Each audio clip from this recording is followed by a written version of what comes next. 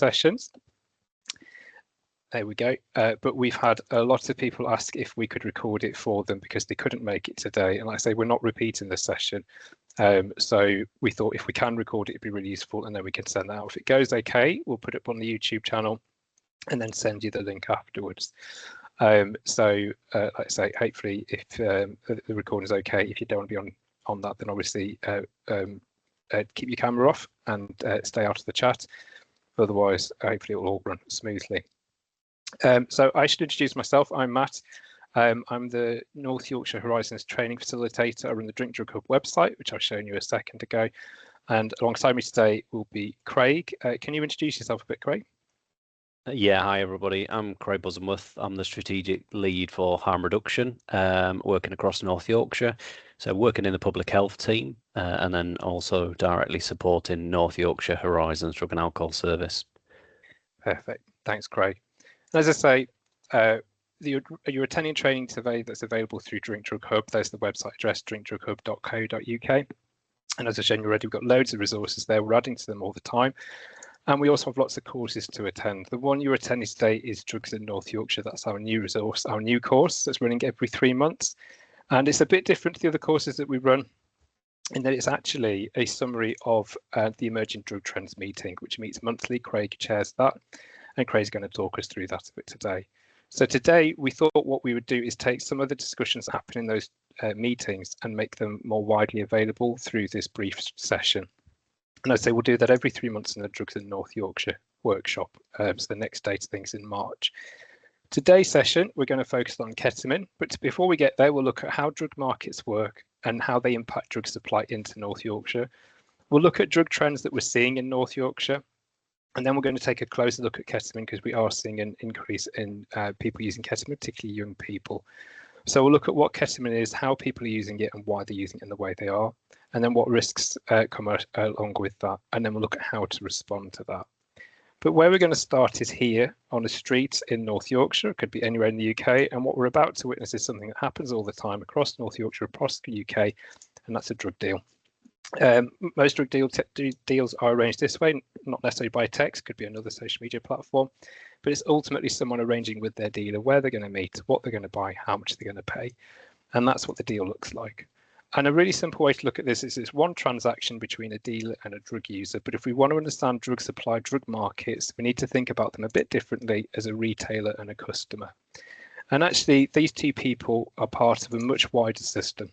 So for instance, if the drug that's being traded here is cocaine, we know it's likely to have come from Colombia, possibly Peru, maybe Bolivia. If it's ecstasy, it generally is coming from the Netherlands or Belgium, although some of that is produced within the UK. Heroin traditionally has come from Afghanistan, and synthetic drugs are generally from China, sometimes from India. And these two people are actually part of a huge supply chain, and it's worth understanding that a little bit to understand what we're seeing in North Yorkshire. There's a whole mass of people involved in this trade. And they're moving these drugs around by different means, including amazingly submarines, which I'll talk to you about in a second, but also ships, trucks, trains, parcels, and airlines as well are all used to smuggle drugs. Today's session, we'll take a look at ships. This is the way the majority of drugs come into the UK. We're an island nation, so it sort of makes sense. Most of these are smuggled within shipping containers, often in things like crates of bananas. I think that was a recent seizure. But clothing, whatever it might be, the drugs are hidden in there. There are other ways that they can do this, though, because if they put it in a container, it has to go through customs and then it can be seized. So also, amazingly, they will use things like submarines. These aren't big submarines, like don't think of like the HMS Royal Ark, whatever you call it. Think more of like a glorified bathtub that sort of floats a bit under the water and comes out to the ship. The ship will leave the port and then hesitate. It will come to a rest somewhere offshore, and the drug gang will get the submarine out and offload the drugs that way. And at the other end, there'll be a small craft to take them off again, and that way they can avoid the ports. The other thing they can do, and they're very ingenious, is they can use divers to weld drugs to the hulls of ships. So again, the ship's crew won't have any awareness in this case that the drugs are there. They'll be welded in the port, and then at the destination port, the drug gang will actually then use another diver to take the drugs away again. So this is really quite ingenious. There's another thing they can do amazingly, which we found out about quite recently, which is they actually can buy the ship outright. This is what happened quite recently with this ship here. It's the MV Matthew. There was a consortium of organised crime groups. The main one was based in Dubai, but there was one based in Scotland as part of this as well. And they bought the ship for about 10 million euros. They also bought a fishing trawler to go alongside it for 300,000 euros. It set off from Venezuela and it was intercepted in Irish waters.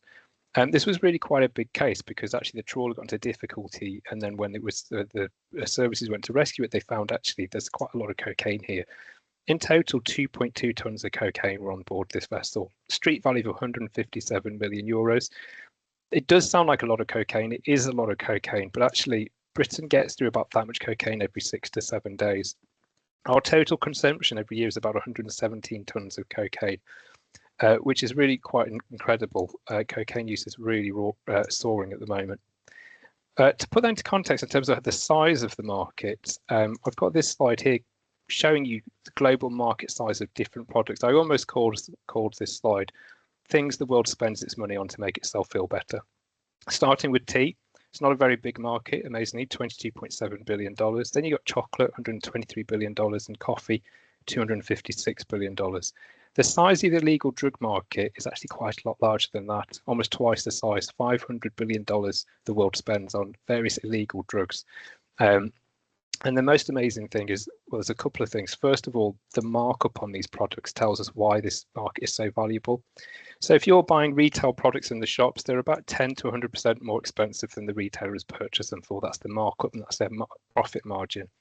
But substances like cocaine have a 30,000% markup. This is a bit outdated, but we know it's reliable, this data. That means if the cocaine cost a kilo, $2,200 to produce it in Colombia, by the time it reaches the UK, it's got a street value of $122,000. And what's really incredible about this market is this size despite all sorts of efforts to reduce it. And it's worth having a look at the different barriers that are in place for drug gangs trying to get drugs to the customer that try and prevent this sale going ahead.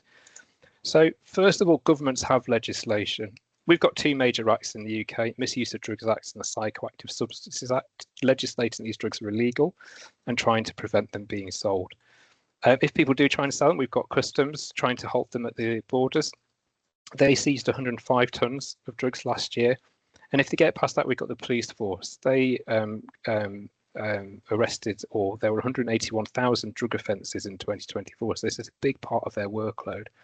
And then finally, we actually have gangs trying to take other gangs out, again, trying to prevent the supply.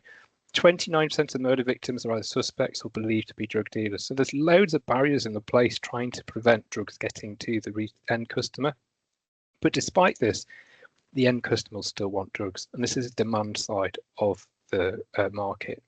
And what's more than that, there's people wanting to sell the drugs. So there's all these barriers in place, and yet the drug sales will still go on. In terms of what they do, though, if those drugs get intercepted, we can find this from a couple of years ago in 2008. It's probably about the only time where there's been a real global shortage of a drug due to the interception from in this case, the Cambodian authorities. They managed to wipe out almost the whole world's ecstasy supply by burning 33 tons of saffron-rich oil, which is used to manufacture ecstasy. The idea being will prevent ecstasy being exported or produced.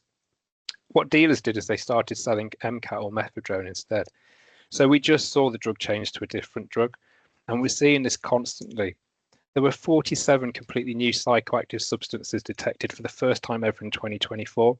So that's almost one a week, and that's actually just about the standard rate that we're seeing from 2016. So there's constantly new substances becoming available, and we're having to try and track this and understand it. The other thing that's really important to bear in mind is it's not just the supply side that changes, but also consumer demand. Tastes change and people decide they want to consume different drugs, which makes us kind of think, well, how are we meant to monitor this at an international level, national or local? Because actually the drug market's all hidden. It's not like drug gangs are filling out tax receipts for us to track them. So we have to think about other ways to monitor this market. And it's a bit like a jigsaw. Out of the darkness, we can pull together just little bits and pieces and start to piece it together. So we have drug seizures. We can look at what we're seizing at customs and put the picture together, like of whether we're seizing more of a particular drug. We can look at crime data. We can look at police arrests, and we can track that data that way. We can look at drug use statistics. So there's the British crime survey that's completed every few years. People will fill out that survey and tell us what kind of drugs they're using and how often, so we can track that data as well. We can look at the numbers of people who arrive into treatment services seeking support, and we can also check drugs. So Craig will tell us a bit more about this in a second, but when we get hold of drugs and we seize them, we can test them to see what's in them. And the final thing nationally that we've recently started doing from 2021 is wastewater analysis. Europe's been doing this a bit longer than us, but that's where they actually sample the wastewater that actually goes down people's toilets.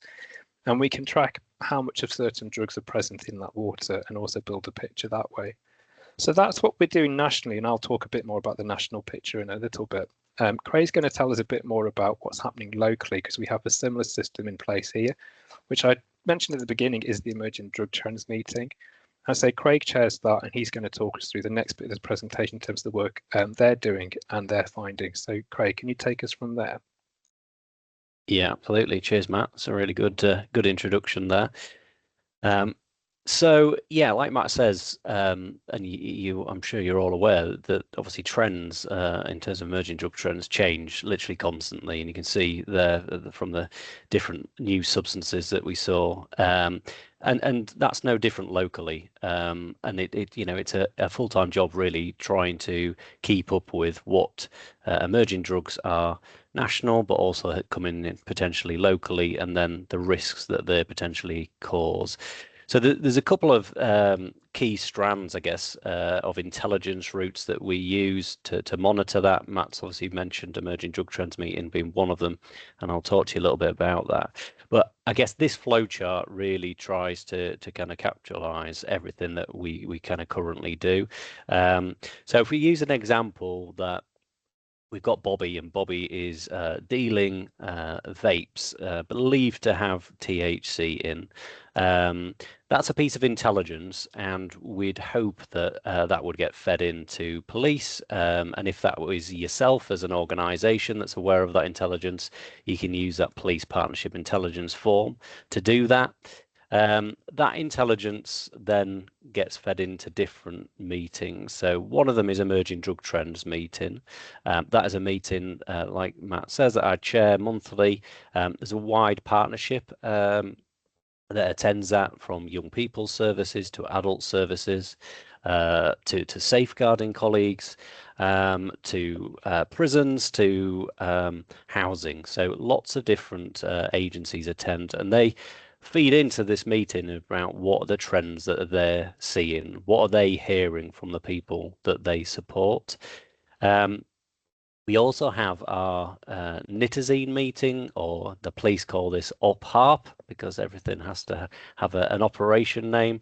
And that is very much for us to review any drug-related deaths, any non-fatal overdoses, any situations where naloxone may have been used, but it's also an opportunity for us to see if there's any drug samples that the police have obtained that also we may want to test.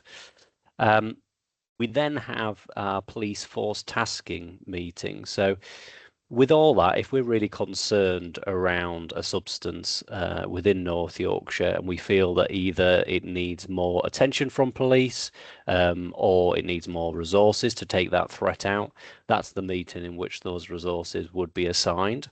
And I attend that meeting monthly to give police a bit of a steer in terms of what we're seeing. So going back to Bobby, who's been dealing vapes potentially with THC. Now, that's an intelligence piece. However, if that then leads to, well, we've now had 2 young people that have ended up in hospital, that would then be a public health issue, and an issue that we'd want to review. So that would come down a different route, and there is a Microsoft Forms, which we'll put the links in before the end of the meeting, so partners can directly alert public health. So if you're aware of somebody that's been harmed by a substance, you would fill that Microsoft form in, and that would come directly into public health, and would review that to see whether there was a wider risk, whether this was an isolated incident, or whether potentially more people could be harmed. And now to review that, we have something called the ELDIS panel, so Local Drug Information System, or for me and you, it's just like easy, simple words, the Drug Alert Panel.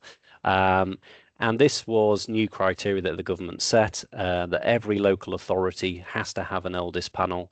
And we set ours up a good 18 months ago now. And it has our police colleagues, our ambulance colleagues, our hospital colleagues, our ICB and our drug services on that panel. And they're there to review the information that we have, but also to feed in further information. And we then have to go through efficacy criteria that is laid out nationally to decide whether or not it would be put out as a drug alert, and also who that would go to. Would it go to young people? Would it go to people that just use opiates? And how wide would that drug alert go out? Would it go across the whole of North Yorkshire, or would it just be to a certain section where we thought that risk is? So you can see this is what is going on kind of all the time in the background, constantly reviewing things. You move on to the next slide, Matt.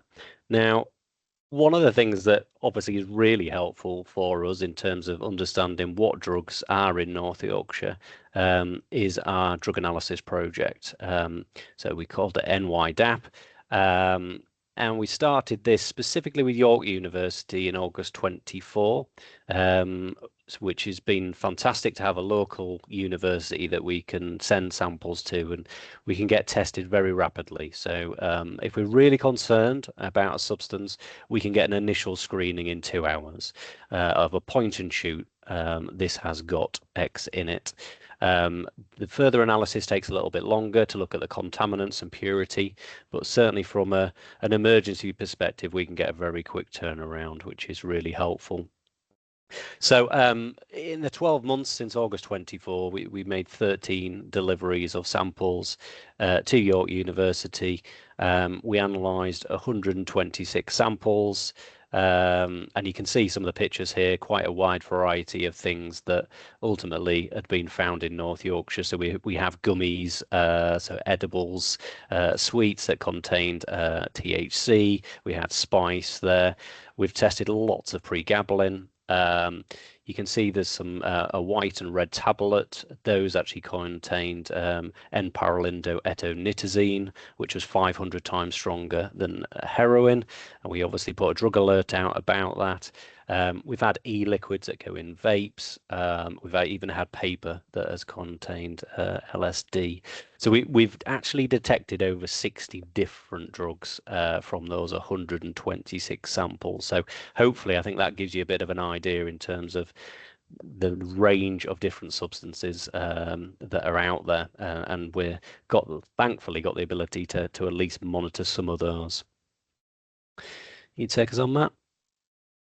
So yes, this just really kind of lays out some of the different types of substances that we've kind of seen. So lots and lots of benzodiazepines, lots of different tablets, and some really strong ones within that as well. So bromazepam, which we've seen certainly linked in Scotland to significant amounts of deaths, and we've also seen deaths in North Yorkshire linked to those.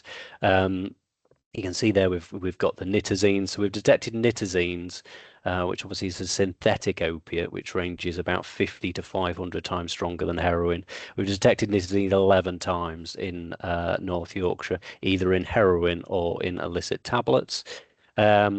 You can also see there some different spice, some synthetic cannabinoids, and some of those actually were from Hull, with a major incident that happened in Hull where there was 90 overdoses, and they didn't have the means to find out what it was, and we helped them to test what was causing people to overdose.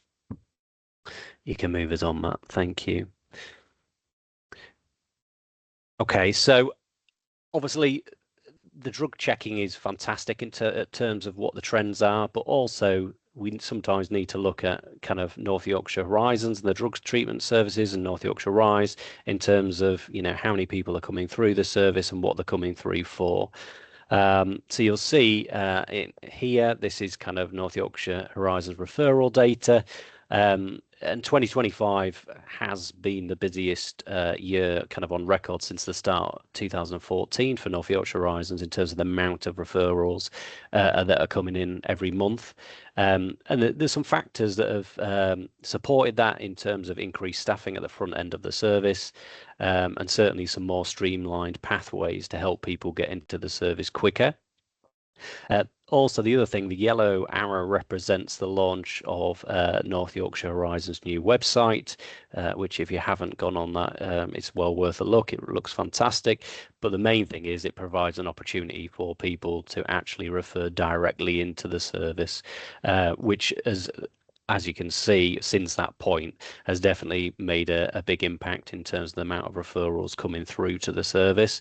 And certainly over the last 5 days, just as a benchmark, we'd had 52 referrals. So it really does get used extremely well. So we're glad that people have got a different way to access the service, obviously outside of office hours as well, which is key.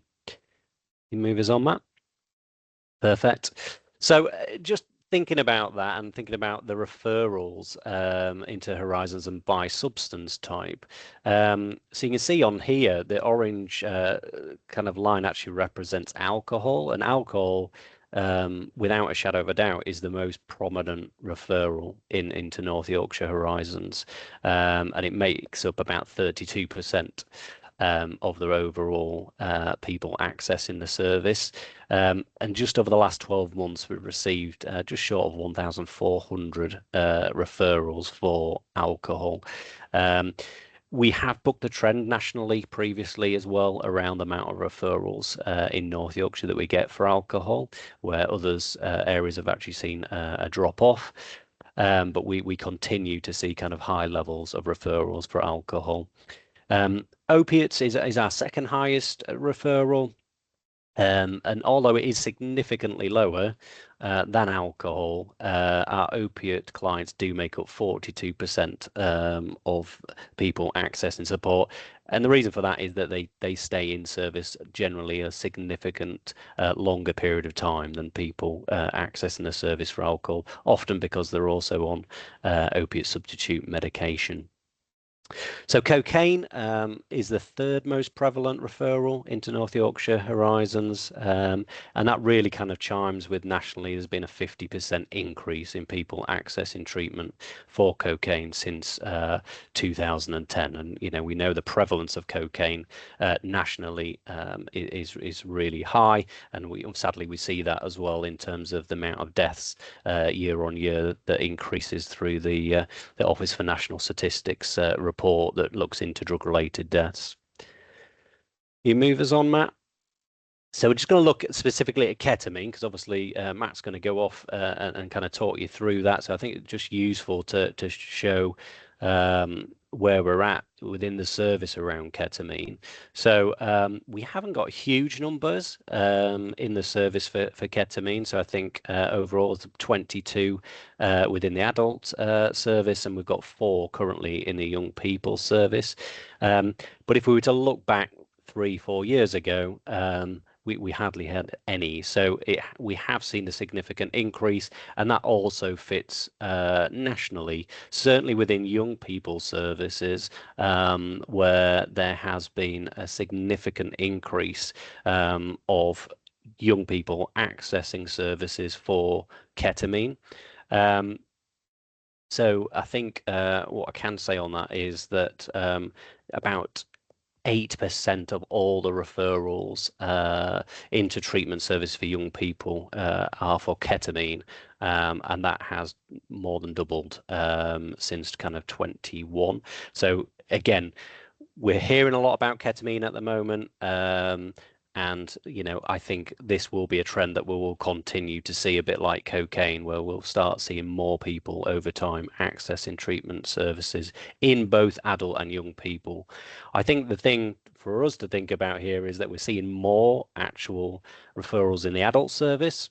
Most of those, as you can see, in terms of the age group, are in that 18 to 25 bracket, but still quite a proportion in the 26 to 35. We know that young people, around kind of 15, 16 do start using ketamine and are using ketamine, but we're not necessarily seeing them come into the young people's service. We're seeing them present in the adult service. So I think there's some work to do there for us around trying to, promote the young people's service and try and get inroads to young people a lot earlier. You move us on, Matt? Perfect. And then I'm just going to finish just with some police data. So North Yorkshire Police do produce a market profile every year. And this was kind of taken from their last one, specifically around ketamine. So I guess quite conflicting two different slides. We have a slide on the left around occurrences and intelligence submissions, which you can see is increasing kind of from 21 significantly to kind of 23, 24. But in terms of actual possession and trafficking offences related to ketamine, they're kind of dropping down. So I think again, a bit like cocaine, that a lot of police resources go into kind of heroin and crack cocaine and county lines. And often kind of things like ketamine and other substances and nighttime economy substances as well. So where people are using in nightclubs, etc., doesn't get as much attention. Therefore, they don't often see as many occurrences. There is some national work going on now in terms of the National Police Chief Council, which includes North Yorkshire, and we will be doing some work next year in terms of certainly doing a bit of an awareness week around ketamine use. But I think it's something that the police are also having to try and understand what ketamine use looks like in North Yorkshire. I think that's it, Matt. I think I'm back to you now. Perfect. Thanks, Craig. Virtual high five coming back to you. So that's what ketamine looks like locally, and now we'll look at it nationally, and we'll take a look at what ketamine actually is and why people might be using it more. So nationally, we can again piece the data together, and it can be quite worrying when you look at the actual trend differences. I won't go through them all, but you can see we've got big increases in drug seizures, drug use statistics, treatment numbers. Wastewater has gone up as well, and we've seen similar kind of checking around drug checking. We'll come back to that. Now, at this point, we can start to panic a lot, particularly when we see figures like this. Young people's ketamine use has gone up 231% since 2013. And we can see this in the media, it does get picked up. This was a programme from Panorama earlier this year saying, look, ketamine use in young people is up 231%. And it gets referred to as a crisis. And then we get all these news reports, and I'll take you through these in a moment, about young people really struggling with ketamine and what it means for them, particularly about damage to their bladder.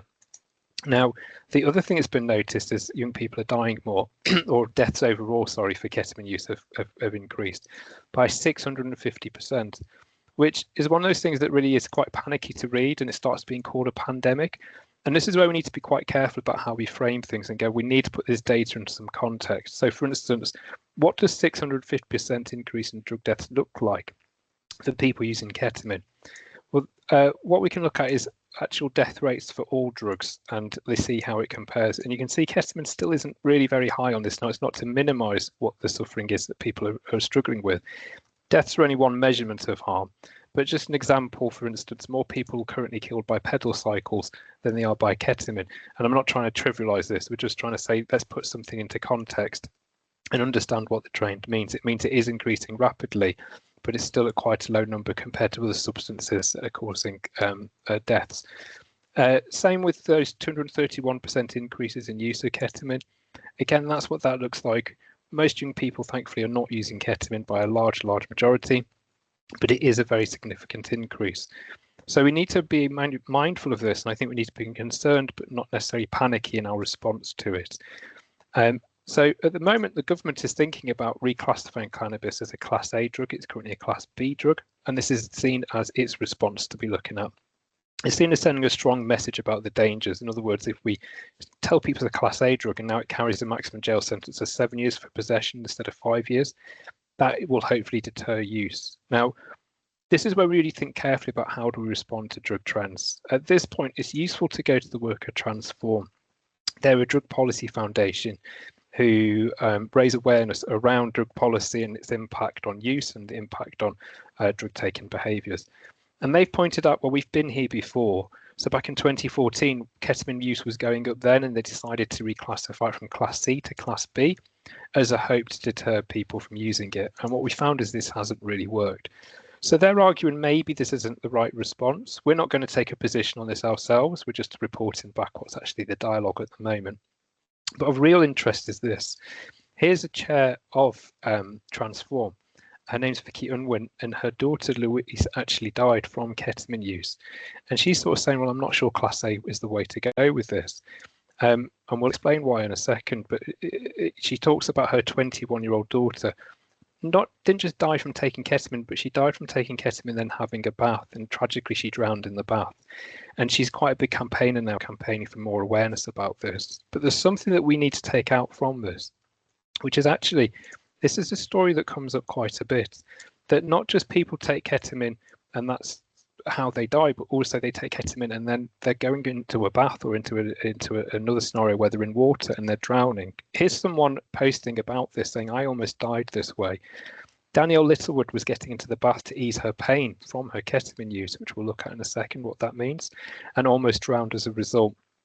And as we kind of unpick this, we found that this is something that happens quite a lot. All these young people, there's Vicky Unwin on the left with her daughter Louise, have all tragically died from drownings having taken ketamine. The image you can see at the bottom is from a review in the Northwest looking at 19 deaths from ketamine use. 3 of the people there had died from drowning, 2 of them in a bath, and 1 of them had fallen in a canal. And as we pull this together, we start to notice there's a new trend here as well, that people are drowning sometimes after taking ketamine. They're taking baths to ease the pain, sometimes caused by their ketamine use, or to help themselves relax. They're sometimes accidentally falling into open water or deliberately going for a swim because it's impairing their decision making, but also their abilities. We're going to show you what ketamine does and why it affects people in this way. But for now, what we need to do is understand the trends behind the trend. It's not just noticing that there is an increase, but what the significance is and how people are behaving with this drug. So for instance, if young people are taking baths to ease the pain from ketamine use, we need to start asking the question about what other experiences they've had seeking help to manage their pain. And why is it that they're resorting to this rather than other measures? We get the answer in part from this report. This is one from the Greater Manchester area in which they interviewed lots of young people who were using ketamine. And this young person went to the GP for help around their pain.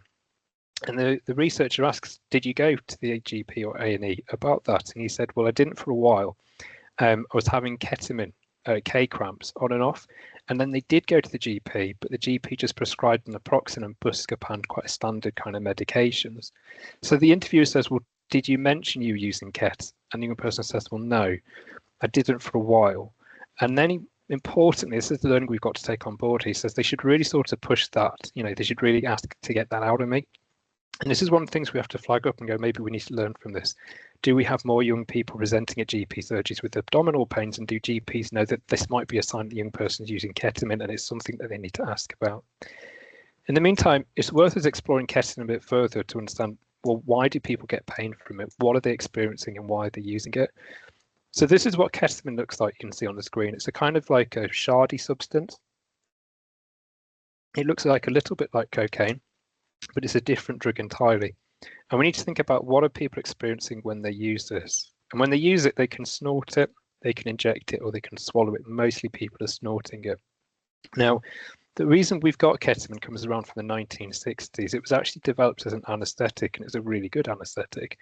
It's good for a couple of reasons. First of all, it's fast acting. It doesn't depress the airways, which traditional anesthetics sometimes do. And that means it's quite safe to use in this way. It does alter your consciousness, but without causing delirium where you get extremely confused or distressed in the same way that traditional anesthetics had at the time. It wears off quickly and there's fewer after effects. So if you're performing surgery, this is definitely something that you'd be looking to use. And it's also why paramedics will often use ketamine. It's ideal for the kind of scenarios in which they find themselves. But in the 1990s, this guy's got hold of this drug. And this guy's in the club scene. And he says, actually, those qualities that you can see there also might make this a good club drug. It's altering my consciousness without making me extremely distressed or confused. It will wear off quickly and there's not many after effects. But it wasn't like in the 1990s they embraced it fully straight away. Ketamine was seen as being a bit sketchy. almost a bit dirty in some ways. It was sort of seen as spoiling the nice, loved up vibe that ecstasy kind of dominated then. And yep, we'll come back to questions at the end here. It is still used as a painkiller, I think, if I read that right. So it became part of the techno, drum and bass and trance scene. So it's in the kind of the fringes. And then what happened after that is that it went mainstream in about the 2000s. So in the 2000s, it kind of moved much more into the center stage in clubs. And actually, this was researched in 2008 by Karen Zamor and Fiona Measham. They started interviewing people about, well, why is this now becoming a big part of the dance scene? Why are we seeing this more commonly there? And they called it, their paper, it's the most fun you can have for 20 quid, which kind of gave them the answer. But here's a couple of quotes from people taken from the time.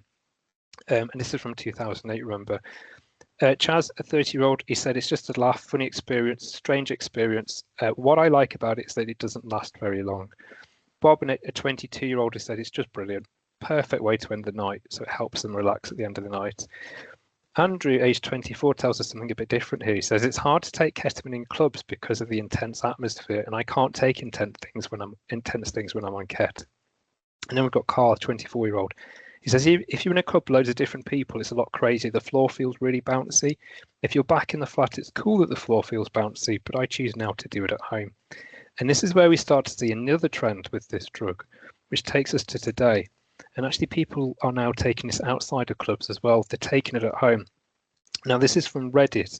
And I don't think I'll be able to read this. I don't quite, now it's presenting like this. But I'll summarize it for you. Basically, someone's taking ketamine, watching David Attenborough and having a jolly good time doing that. So what he's finding is when he's taking this a year ago, suddenly the colors have more kind of vibrancy to them. The sounds are more real. He feels like he's getting transported into the TV screen, and he's seeing all the nature for real. And he's actually part of the experience. So basically, if you could read it, he's having a jolly nice time on ketamine at home while he's watching television. The other thing that we've noticed is that it's used still in festivals as an alternative to alcohol. So people are saying it's making the music sound better. It's a bit like being wrapped up in a blanket. Someone is saying it's a bit like being drunk, but it's not as numbing, and you don't get a hangover afterwards. So these are all great things as people attending festivals can see. So I'm just getting some notifications there. So this is now part of festivals as well. And the other big thing, and maybe the most worrying thing, is we're now actually seeing it used by school-age children within school environments and within other places where school-age children hang out. So again, this is from the Greater Manchester area. This is a substance use advocacy worker there saying basically the children are using it at like 10:30 in the morning in the toilets on a Monday or Tuesday morning. So totally different to how it used to be used. Another young person here says, well, I use it in the park, get some ketamine before I get on the bus and go home to have a sleep. Why this has changed recently is worth exploring in a bit more detail. And actually the answer can come here, if you bear with me, in terms of what it does at different dosages. And then I'll bring this to the cost of this. So at microdoses, really, really small doses, this is another trend. We've not covered it in great deal here, but at really small doses, people are using it to sort of manage their mental health. You're not really intoxicated. It's a really subtle effect. You might have an improvement in your mood. You might see reports of that in the media. At low doses, it boosts your energy and you can feel more talkative, energetic and excited. A medium dose was when you start to get those mild hallucinations. The world will kind of become more vibrant and colourful to you. You might hear different sounds, might distort your reality a little bit. But at high doses is where you get the real big distortion. That's where you can start to feel like you're floating, you're having an out-of-body experience. And above that, we have something called a K-hole, and that's where you're completely detached from reality. Once you've taken it, it'll take about 5 to 15 minutes to work and last about an hour. Now, the key reason why we're probably seeing an increase in young people using this is about the cost. So a gram of ketamine at present in North Yorkshire costs about £30. And thanks to the emergent drug trends meeting, that's the information we're able to access from the police. That means you can get about 7 to 13 high doses of the drug out of that. More than enough for you to have a night out with your friends and more enough to share with them as well. By comparison, a gram of cocaine costs £100. So this is a much cheaper alternative than that, and also importantly, a much cheaper alternative than alcohol. If you think how much money you would spend with your friends on a night out drinking, this is a much cheaper alternative and you don't get the hangover. So in many ways, this is actually a really big positive thing for young people. It has all those advantages that we saw for people attending the club scene, but it's also really cheap. So you can have a night out for £10. The reason it's got cheaper, we're not so sure about. It could be that production has increased, so there's more of the drug being manufactured. Also, market forces online could have driven the price down, called the Amazon effect. There's more people selling it online, so they're competing. But ultimately, it means that it's a cheap, fast-acting drug. There's no real hangover with it. So, what is the catch? Craig, can you pick up the chat? Is that all right? Yeah. So that's really important. Like this is a big thing in terms of why are people using ketamine and what is the problem with it. So this is where I'm hoping we've got still time for this video. We'll show you a video about how it can become problematic and what that means for people. This is available on Drink Drug Hub. It's a really good video by Barnsley Recovery Steps, and I'll play this for you now in terms of what the harmful consequences can be from ketamine use.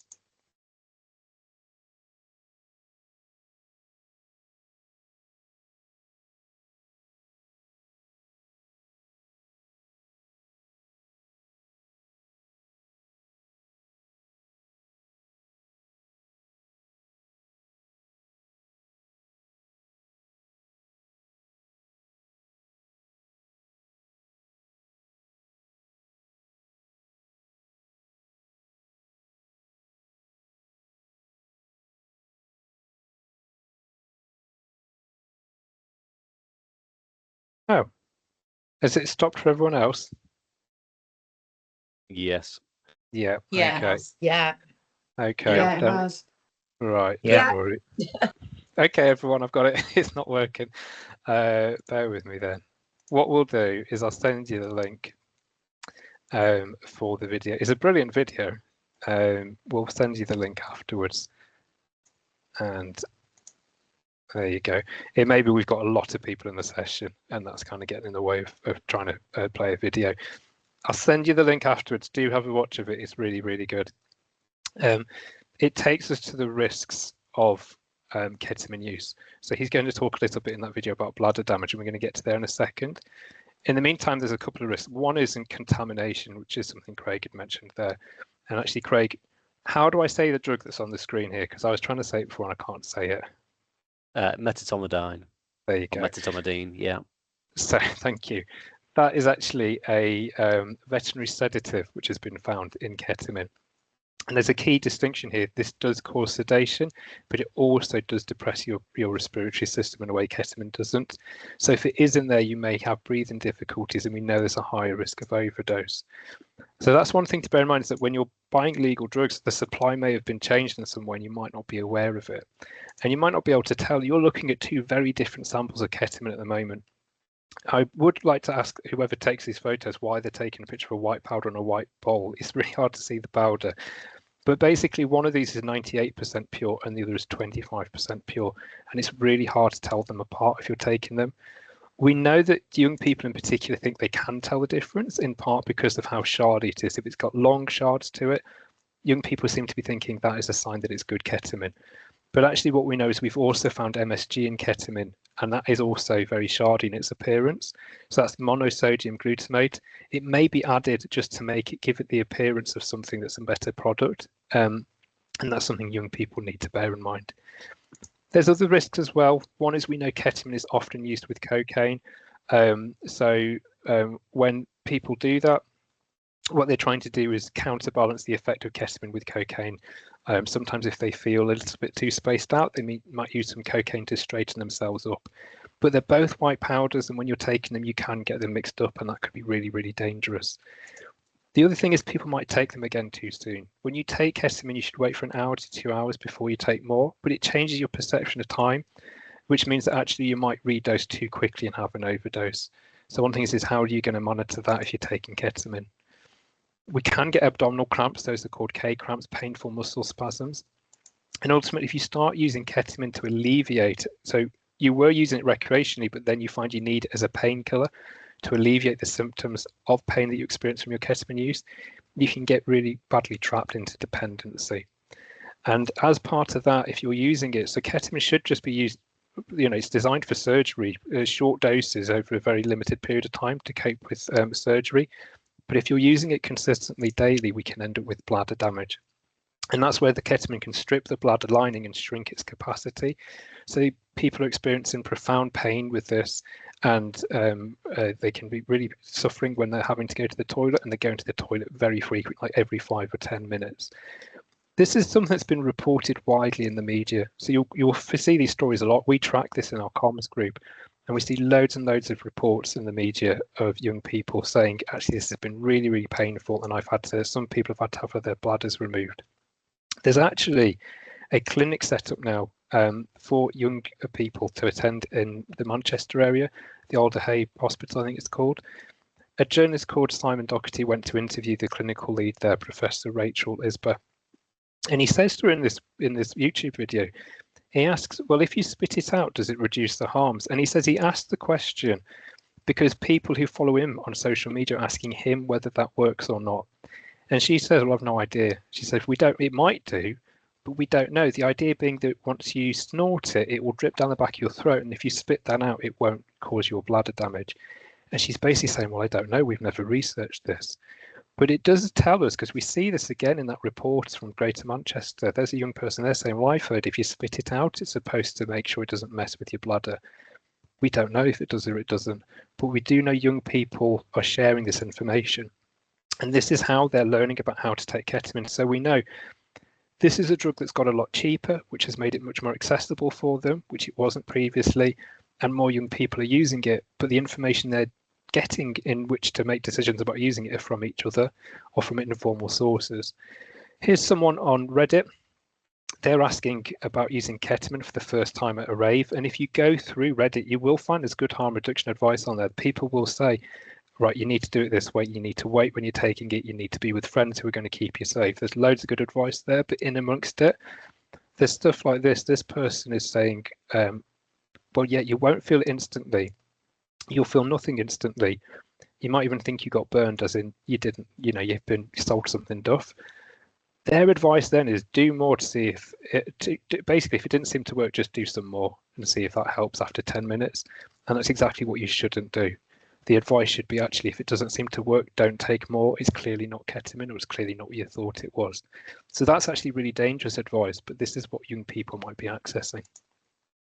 So young people are in the same dilemma as us, but on the other side of the fence. We're trying to put together information about the drug market from the data we've got, and they're trying to get together information about, well, how am I going to take this drug I've heard such great things about? And they're relying on things like word of mouth and also online chat, which I've just shown you a little bit of there. They're also probably on Google and going around the internet trying to find some information that way. And the other way they're getting information is probably through those news reports that I've shown you, particularly the ones that they generally are all pretty same about ketamine damaging your bladder and leading to potentially young people needing their bladders to be removed. And actually, this can have an unintended consequence. On the one hand, yes, it may deter young people from using ketamine. But the other thing we know is that when young people have been referred to urology departments because their bladders are damaged, they often miss these appointments. And one of the reasons we think that might be is because they're really, really worried about the really profound surgery solutions here, things like having their bladders removed and ultimately thinking, I better not go because I don't want that. And this is really important for us to think about, how do we actually respond to these trends? So for instance, we could run headlines here like this instead. Instead of talking about ketamine and all the really dangerous harms, and it will basically mean your blood has to be removed, we could have stories where young people are saying, well, I sought help early and doctors helped and everything was okay. You might have heard of ketamine really being bad for your bladder and people needing their bladders removed, but research also shows us that in 50% of cases, symptoms will reverse and bladder function will improve and things can get back to normal. And that's important that young people hear that message as well, so that they're more willing to come out and get some help earlier on and not avoid the support that's available to try and support them in this way.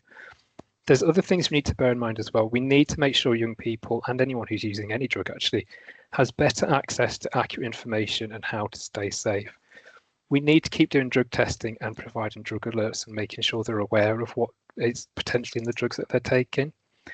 We need to make sure GPs are asking questions about ketamine if a young person presents with abdominal pain. That could be a key indicator there. And being aware the young person might not want to talk about this, but reassuring them that it'll be okay and help is available and actually this can get better. We need urology departments to be clear on why they're seeing young people and being able to refer young people into treatment services. And we need treatment services to provide ketamine specific support. One of the things that people are talking about is I'm going to a treatment provider, but they're actually really catering for generic people, generic drug use. And ketamine itself is something unique and I want support around.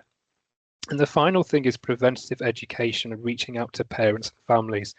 So not just connecting with young people, but connecting with the trusted adult figures in the young person's life to support them that way. And that's why we also have Talking to Children and Young People about drugs as one of the sessions that we have available on Drink Drug Hub, available to book for anyone interested in learning more about that. The final thing that we need to do is keep monitoring and responding to drug trends. So keep on with the meetings that we're having, keep on sharing that information. And like I say, we're looking to continue to provide these sessions every 3 months with other useful information that we think might be better more widely received by an audience, so that you can all sort of have a better awareness of what's happening. In the meantime, if you do know people who need support, there are 2 services to bear in mind. North Yorkshire Horizons at nyhorizons.org.uk is the place to go and seek help for anyone aged over 18, and there's the website address there. And we have a young person service as well, nyrise.org.uk is the website there. And there's you can see where the yellow arrows are, that's the referral forms there. Craig mentioned after we've had these websites, we have seen an increase in referrals, which is great. It's very easy to refer.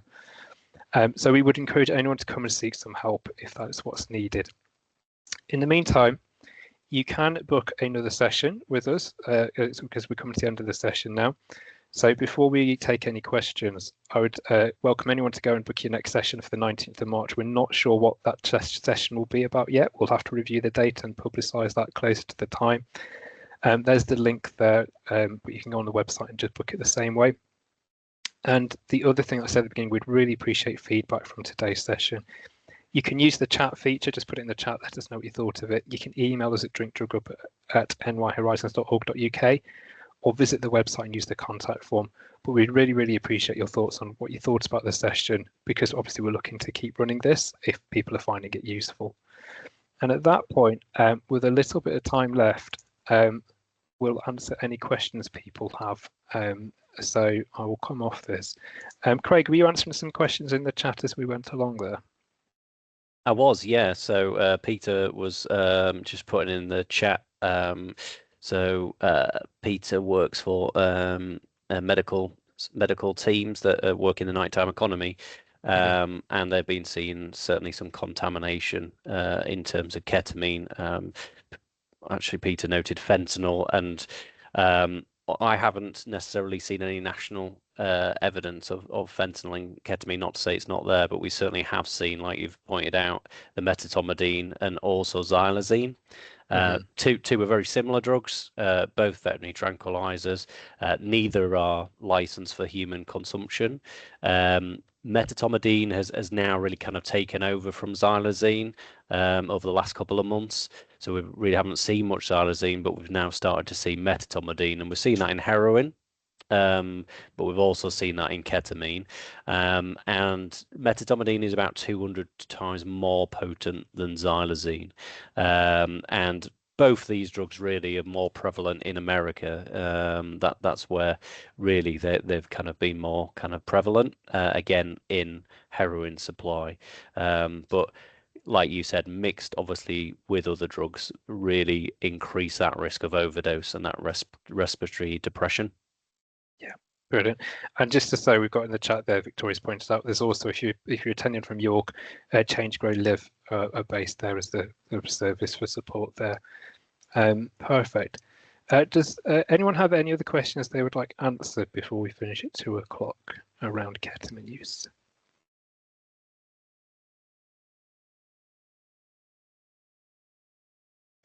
Okay. So, it's going to be one of those. It's going to need somebody brave, and then it'll be literally snowballing from there, I feel. Perfect. Someone's asked, how can I book the next session in March? What I'll do is put the link in the chat for that.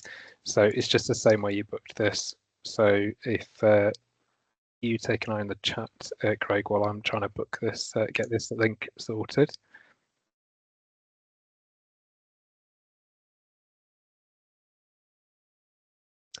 Right. Okay, yeah, we've got one from It's just Sam and Craig. Just wondering if anything can be done harm minimisation for the bladder, because people are going to use. Is there something they can do to protect themselves? I think the main thing, which kind of Matt and both and myself have kind of pointed out, is trying to ultimately get support quicker. And I think that's my kind of biggest concern at the moment is we're not getting young people into services quickly enough. Maybe that's because they're not seeing any kind of side effects at like young age when they're starting, and it's not until that continued use into their 20s that they're then presenting with issues. So is it more just like making sure that they work? I mean, we don't really work with the young ones in this service. It's 18 plus, isn't it? So yeah. I'm just thinking more the kind of early warnings to give them the heads up so they know the risks, because I'm not sure that they do until it becomes a problem, and then the damage is sort of done, isn't it? I think if I can come in there, there's some really good advice around the immediate risks when you're taking it. So take a small amount, wait an hour to 2 hours before you take more. Make sure you're with people that you trust and who are going to look after you. Don't mix it with other drugs like alcohol in particular. It's all kind of standard stuff that way. There's a confusion around mixing it up with cocaine. So being really careful about that. Another reason why ideally don't mix them together. I'm trying to think of anything else from there. And a big thing that Craig mentioned there, if you are feeling pains, go and get support quickly and be open about the ketamine use so that we're aware that's the issue, because then we can get because a standard pain management approach might not work. And what we're finding is that if it's not working, people then use ketamine. They'll default to that, and that makes it much worse. So it's that kind of advice that we're trying to get across to people. Does that help, Natalie? Is that Sam? But yeah. Sam? Sorry, no, it's fine. Thank you. Sorry, thanks. Sorry, Natalie's got a hand up. Natalie, do you want to ask a question? Yeah. When you said it. Sorry, Natalie, you're really quiet. Are you away from the microphone? Can you hear me now? Yes, that's better. I'm sorry. When you said ketamine alters your conscious state, what exactly does it do to your consciousness? So I'll answer that. Just to let you know, we're up at 2 o'clock, so if people need to get going, feel free to get going. I'm sure, Craig, if you've got another 5-10 minutes, we can stick around, to answer some more questions. So it changes with the dosage. At low dosages, it's a bit like a stimulant. You'll feel more awake and alert. But as you increase it, it will do things like change your perception of colours. They'll seem much more vibrant. The sounds might be much more clearer. People talk about feeling like they're in a different world. So you can start to get like an outer body experience, feeling like you're floating. We know that people sometimes use it for trauma, and that might be why, because it sort of detaches them from their trauma. Okay. So it's those kind of experiences people can talk about. Okay, thank you. And just before I go, because I really want to see the video you put up earlier. So can I just access that through straight onto your website? It'll be accessible that way, or? It will be. What I should do is encourage you to go to the website, but if you give me a second, the video is brilliant, and I will put it in the chat. Thank you. And thank you very much. Okie doke. There was another question in the chat from Laura, which was just around: is there any kind of more prevalent areas of ketamine use in North Yorkshire? Which is a great question. It's a question I think the police would probably love to know as well. So yeah, it's hard to say at this moment in time. We have had samples that we've tested through our drug analysis that have come back as ketamine, but they're probably in places that we'd expect in the larger kind of populated areas like Scarborough and Harrogate. What I would say is, the ketamine use out there is often quite hidden as well. I guess, when we think of North Yorkshire as well, and we think of one of the questions earlier around is ketamine still used in the veterinary field, which it is, and very much around horses and race horses. And if we think about North Yorkshire, we have, quite a large number of racehorse trainers in kind of Malton, in kind of North Yorkshire as well, in Midland. So Yeah, I don't think it's particularly one place is worse than others. I think it's something that we probably still don't have a full picture really in terms of the extent of the use where it is. But good question. I've got a question from Joanne asking if it's the same drug that's used for tranquilizing horses, and I believe it is, as in the veterinary ketamine is the same. It's just the same ketamine. Yeah, yeah. Okay, Sandy's asked, for a female ketamine user, can they often experience UTIs and disregard that as nothing connected with the use of the drug? I'm not sure about that. I don't know if I've read any research about that, but I do know people can mistake the symptoms and believe it is something that isn't related to their ketamine use. Do you have anything to add about that, Craig? Yeah, I think that's a really good point, and I think yes, it probably does mimic some of those symptoms, and I think that's why Matt's point about obviously, and this is something that we're building up to within the public health team, which will feature kind of significant work at the beginning of kind of next year, is engaging with our GPs, our kind of urology departments to make sure there's this is a national kind of drive really around understanding ketamine, more understanding the symptoms around it, but also the treatment around it. And there's some great work going on nationally currently, which we're kind of really tapped into when we're monitoring.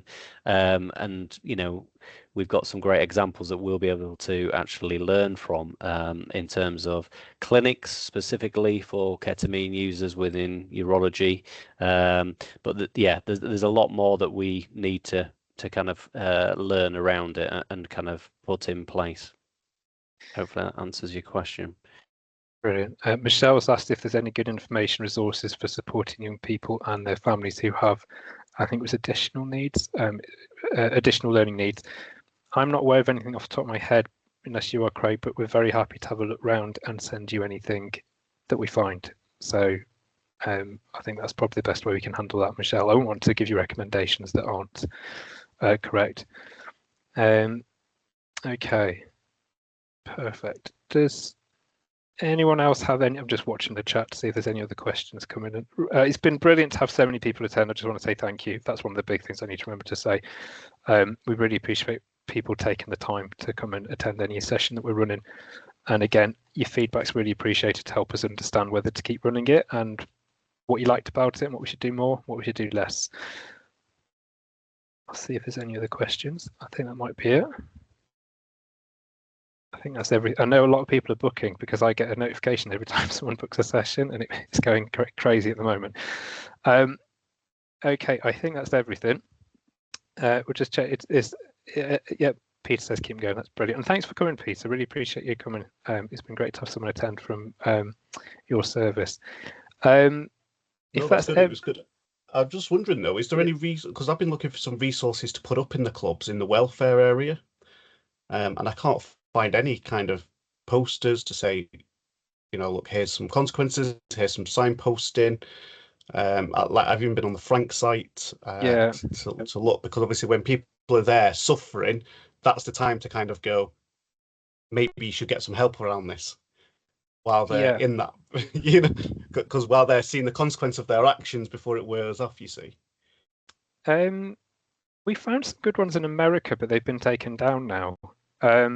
We can have another look for you, Peter. The other thing we could potentially do is create some. There's no reason why we can't. We've done that elsewhere for other things. I've got your details, Peter. Why don't we contact you afterwards? Sure. Does that sound right, Craig? Were you coming in? Yeah, I was just going to say, obviously, we did a campaign last year around cocaine, actually, with beer mats and QR codes on, and put that out into the nighttime economy. So, and I know certain areas have done some really fantastic work around kind of, drug awareness, if you like, and key messages around staying safe in the nighttime economy. So again, that's something that we'll probably build into our plan for next year in terms of how do we, reach out to people that are using ketamine. But I think, it's a good point. We need to be putting messages out in nighttime economy venues with how people seek support. Well, thank you. I appreciate that, guys. I'll wait to hear from you by email. Perfect. Yeah, I've just put a note in my calendar to drop you a line. I've got your email address. Right. Okay. I think that's everything. So the only thing I need to do is remember to stop the recording. So I'll do that now. Perfect. And I'll say once again,